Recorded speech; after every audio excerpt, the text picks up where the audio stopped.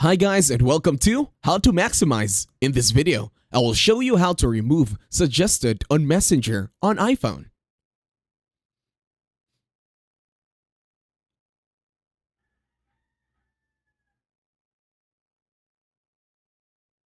To start this tutorial, open and locate your Messenger application in your mobile device.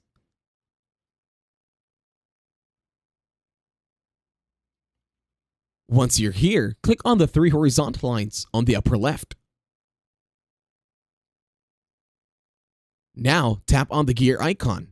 This will lead you to Settings. Once you are here, scroll down. And then go to Phone Contacts.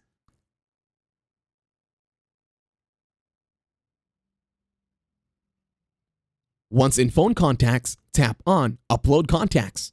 In here, you're going to turn it off. Just tap on the button.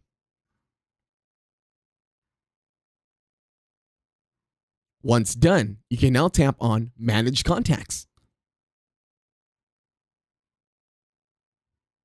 In here, tap on Delete All Contacts.